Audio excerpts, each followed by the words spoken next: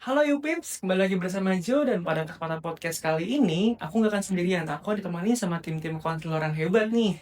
Tim konsultan yang biasanya menghandle buat teman-teman Yupips, teman-teman yang mungkin siswa-siswa ataupun mahasiswa yang ingin melanjutkan pendidikan di luar negeri, baik itu diploma, baik itu S1 ataupun S2, bahkan S3.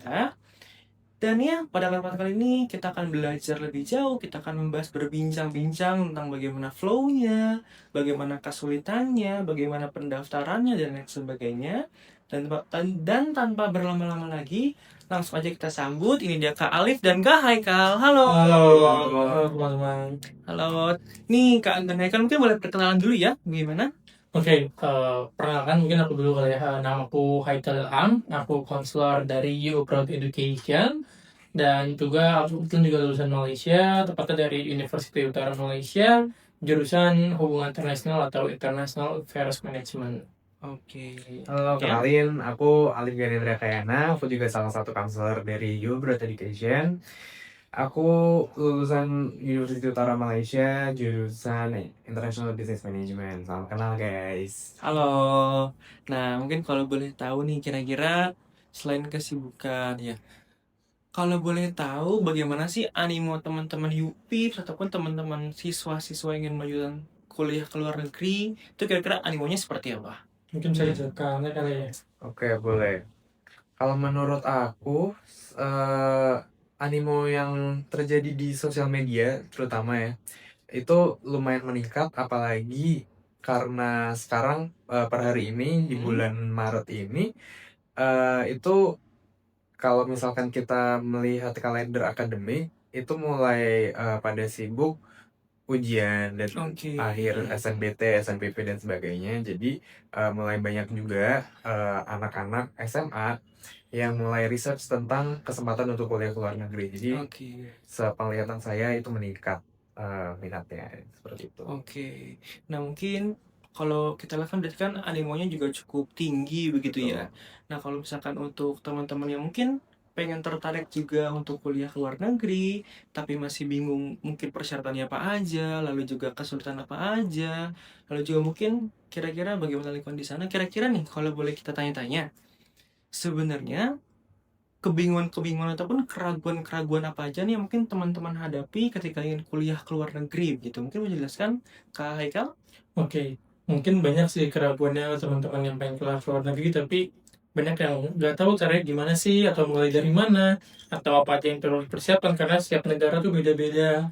Jadi sebenarnya tidak terlalu seribet itu dan tidak semahal itu, guys. Jadi di sini mungkin aku nanti bakal sharing-sharing banyak juga, tapi yang pasti yang jadi kebingungan dari teman-teman biasanya itu terutama teman-teman yang baru lulus SMA itu nggak tahu kalau misalnya kalau kampus ini tuh harus A, tapi kalau bisnis itu enggak, kalau ini tuh harus B, kalau ini tuh harus C gitu. Jadi sebenarnya di sini yang mau aku kasih tahu kuliah luar negeri itu tidak semudah dan tidak semahal dan tidak seribet itu dan hanya perlu berkas-berkas saja. Oke. Jadi yang pertama yang kalian harus tentuin itu kalian minatnya jurusan apa, kemudian kira-kira negara yang kalian pengen tuju itu negara apa, negara mana. Misalnya aku pengen kuliah jurusan psikologi ke Malaysia, baru deh kalian mulai research kampus apa aja sih yang ada jurusan psikologi dan kampus apa saja sih yang terbuka untuk mahasiswa internasional.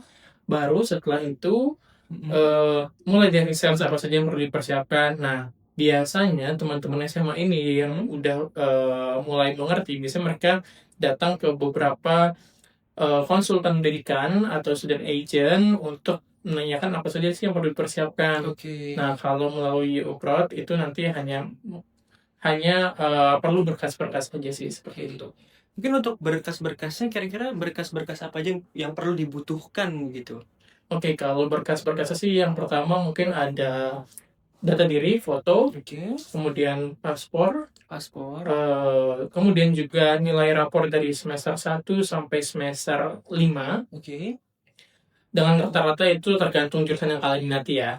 Tapi sebenarnya 78, 80 itu udah aman, kecuali kedokteran di atas 85.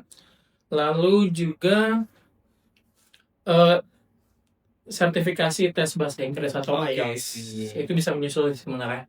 Oke, berarti kan beberapa sudah dijelaskan gitu ya. Tadi kan sempat di-mention kalau ternyata tuh nggak seribet dan nggak semahal itu. Nah, mungkin indikator mahalnya itu seperti apa? Oke, mungkin indikator mahalnya di sini mungkin bisa aku bandingkan dengan beberapa kampus swasta di Indonesia. Mungkin dengan beberapa kampus yang teman-teman juga sudah tahu, mungkin di sini aku sebut nama juga nggak apa-apa kali ya. Seperti BINUS, kemudian seperti Universitas Muhammadiyah Jakarta dan yang lainnya, itu beberapa kampus top negeri di Malaysia yang rankingnya masuk top Asia, Oke. itu bahkan lebih murah daripada kampus-kampus swasta di sini. Oke. Atau bahkan kalau misalnya kita bandingkan dengan kelas internasional di Undip, di PTN-PTN di sini, itu bahkan jauh lebih murah di Malaysia, seperti itu.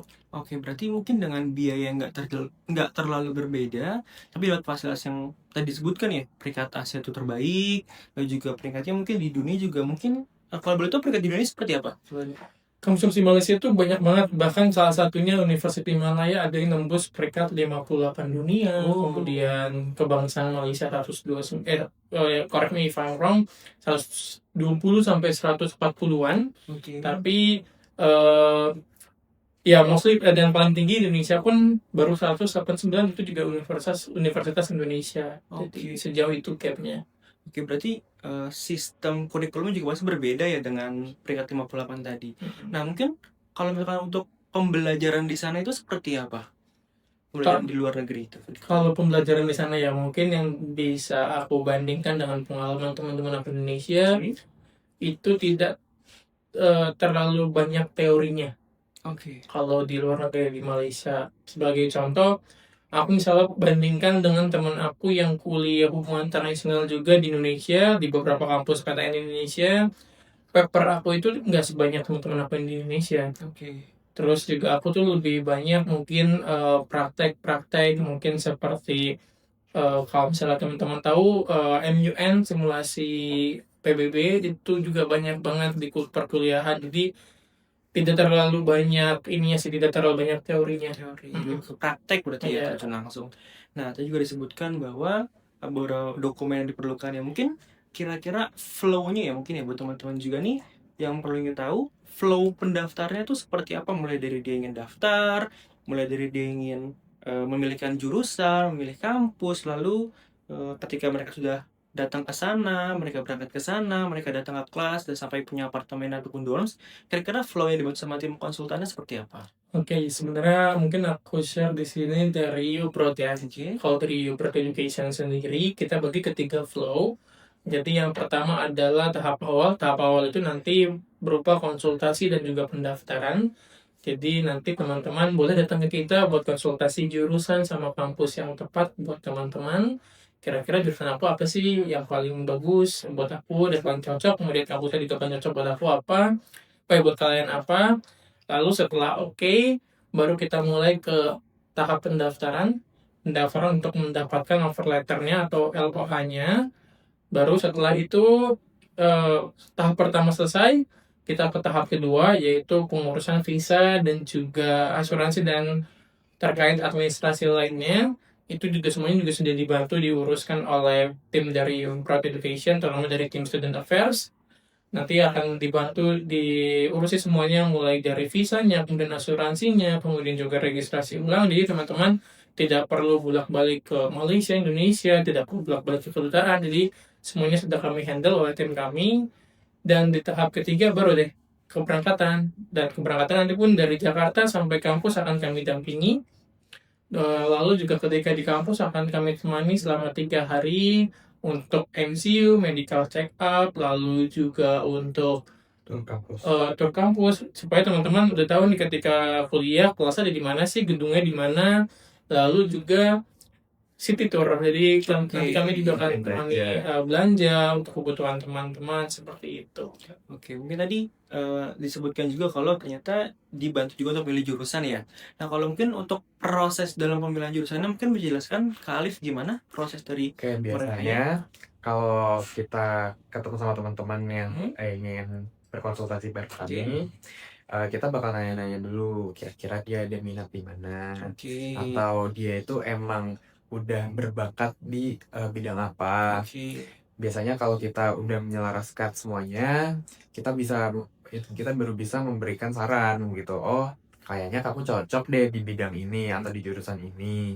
Maka dari itu kita bakal arahkan dan kita bakal kasih informasi juga kalau misalkan kayaknya jurusan ini di kampus A itu yang paling oke deh. Gimana kalau coba kamu gitu. Oke. Nah, berarti kurang lebih akan benar-benar dibantu ya. Kalau misalkan nih, aku yang dari jurusan sosum, tertarik di bidang katakanlah nurse ataupun farmasi. Hmm. Kira-kira boleh atau enggak, ataupun di bidang saintek lain kira-kira boleh atau enggak? Oh boleh, boleh. Kebetulan aku dari Saintek juga, Hmm, tapi jurusan aku sangat sosum. oke. Itu tidak ada penyelarasan apapun karena mereka ya menilainya dari rapot kita doang. Oke. Jadi apa yang kita bisa, kalau misalnya kita capable ya terbukti. Oke. Jadi kalau misalkan Rizky emang berminat untuk kuliah di lompat jurusan atau kayak nggak sama-sama yang sesuai backgroundnya Rizky, itu tidak masalah. Dan kira-kira itu ada kayak, katakanlah kalau masuk PTN kan harus ada namanya seleksi gitu ya.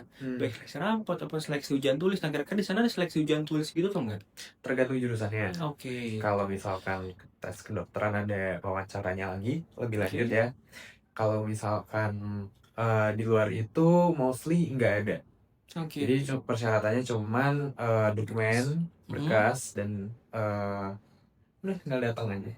Oke, dan kalau mau nanya-nanya gitu, kira-kira boleh nggak gratis atau berbayar kalau dari tim Uprod sendiri?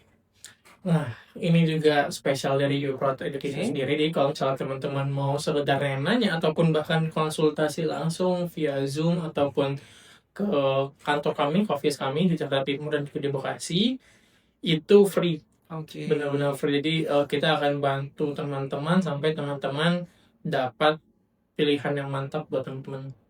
Oke. Nah, berarti jadi catatan gue nih buat teman-teman UPI bisa mungkin masih ragu kuliah ke luar negeri atau mungkin udah tertarik tapi belum menentukan kira-kira kampus mana aja ataupun prodi mana aja, ataupun juga teman-teman yang udah siap semuanya tapi masih ragu buat execute, boleh banget ya untuk langsung tanya-tanya aja gitu ya di Instagram ataupun WhatsApp gitu, mungkin ada ya? Yes, ada Ya. WhatsApp di sini.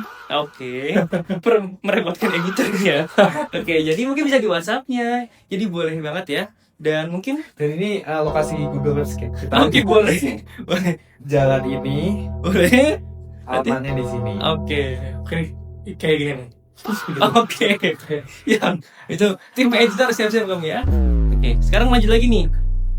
Tadi kan kalau misalkan mau nanya-nanya boleh. Kalau misalkan datang langsung juga boleh aja. Boleh, boleh. Nanti bisa langsung reschedule atau atur jadwal aja gitu ya. Boleh, bisa chat di WhatsApp. Hmm? Kalian available di hari apa, nanti kita sesuaikan dengan tim konselor kita. Karena nggak cuma ada aku, ada tim-tim lain. Oke. Jadi nanti akan dijadwalkan dengan tim-tim konselor yang pastinya udah berpengalaman. Oke.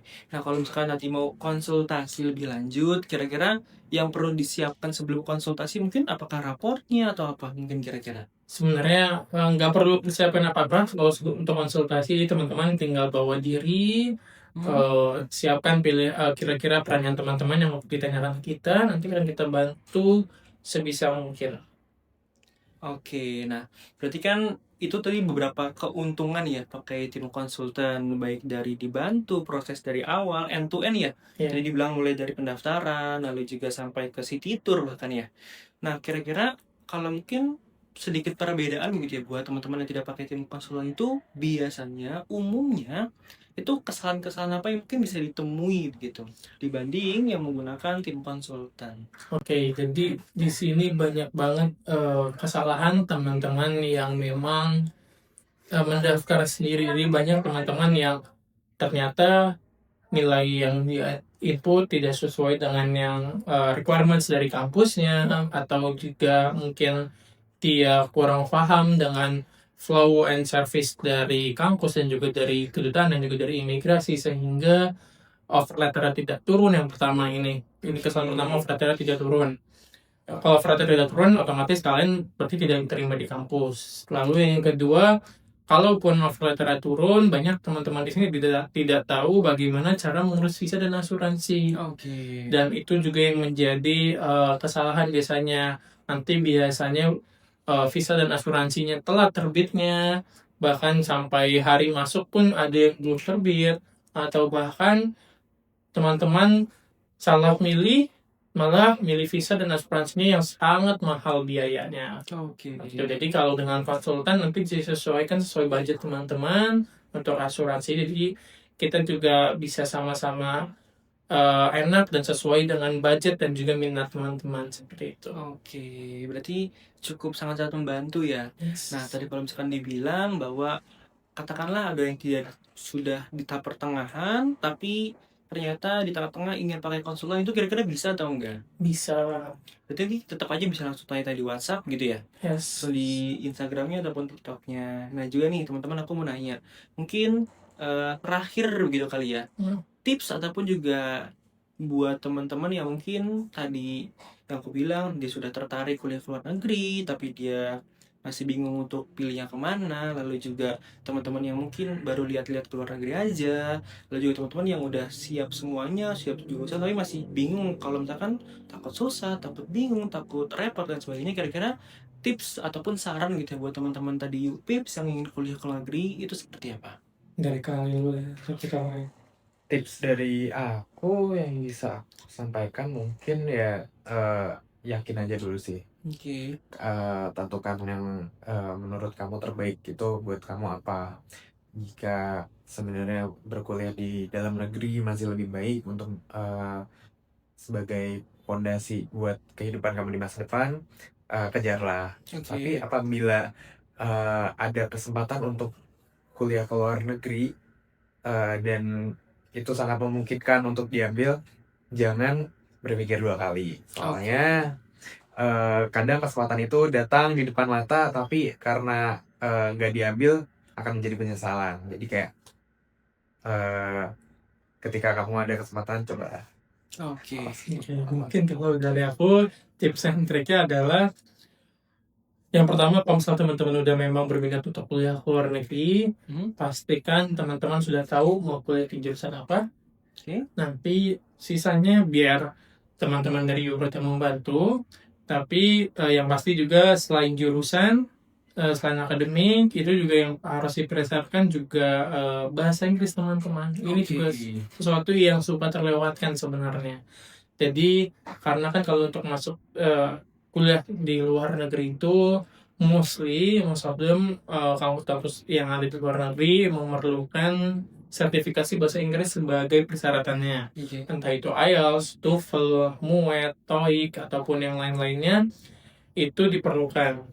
Dan bagaimana cara mempersiapkan, mungkin teman-teman bisa dari sekolah ataupun mungkin dari teman-teman pribadi, seperti itu sih. Oke. Nah mungkin aku tadi terakhir banget ya, mungkin ya sedikit informasi buat teman-teman UPIPS, kira-kira kalau misalkan pengen kuliah ke luar negeri terus juga bingung milih negaranya, untuk saat ini ya di bulan ini, mungkin di semester ini, kira-kira yang lagi open itu di negara mana aja, dan mungkin dikasih spill ya kampus-kampus terbaik dari setiap negara, mungkin boleh dikasih tahu? Oke. Mungkin sini aku spill ya. Jadi sebenarnya 3 negara yang benar-benar ini difavoritkan anak-anak Indonesia kalau datang ke UPROT. Jadi yang pertama ada Malaysia, kemudian juga ada China dan juga Australia. Dan kalau Malaysia ini dibuka juga guys dari bulan ini, dari bulan Maret ini sudah dibuka, Maret 2026. Kampus-kampus unggulan ada banyak dan kampus-kampus favorit itu juga ada banyak, seperti yang pertama itu ada University Malaya, kemudian juga University Kebangsaan Malaysia, University Putra Malaysia, dan juga ini terakhir yang paling favorit nih sebenarnya, kampus aku juga, University Utara Malaysia, UM. Yang favorit karena bagus, murah, dan juga dekat Thailand. Oke, yang kedua mungkin kita ke China. Ini juga favorit juga buat teman-teman dari Indonesia, karena di China itu kuliahnya gratis, beasiswa. Tapi ini sistemnya slot guys, jadi kalian harus buru-buru datang ke kita dan nanti kalau sudah mantap baru kita bantu daftarkan. Jadi itu yang China. Jadi jurusannya terbuka juga terbatas. Kalau tahun ini kemungkinan hanya ada e-commerce atau bisnis digital, lalu juga ada agriculture, agrotech, agrobisnis, lalu juga ada pertambangan, dan juga teknik komputer. Ini kalau yang China. Kalau yang Australia, kalian disebutin mau apa aja? Ada semua. Bahkan sampai ke universitas tingkat dunianya, Group of 8 itu ada semua. Peternakan ada? Ada. Nah, tadi sempat disinggung nih tentang beasiswa yang gratisan itu, kira-kira buat teman-teman yang ingin mendaftar terkait program beasiswa yang terbatas itu, flow-nya seperti apa dan persyaratannya apa aja gitu? Sebenarnya kurang lebih sama seperti yang tadi sudah aku sebutin juga. Jadi teman-teman bisa konsultasi dulu, lalu nanti ketika teman-teman sudah mantap, nanti baru kita bisa tentukan dokumen apa saja sih yang perlu dipersiapkan untuk jurusan A dan untuk kampus A. Nanti bisa kita tentukan, baru setelah itu nanti ada beberapa, kalau yang China ini mungkin sedikit lebih panjang daripada Malaysia dan juga Australia. Jadi kalau yang China ini nanti mungkin kalian ada tahap interviewnya juga, Oke. lalu juga nanti visanya mungkin lebih lama turunnya daripada Malaysia. Tapi nanti juga ada beberapa persiapan juga, terutama untuk visa, kemudian juga biaya keberangkatan. Tapi kalau untuk kuliahnya nanti, keberangkatan kuliah tetap kita temani juga. Nanti juga ada tim kita di China juga.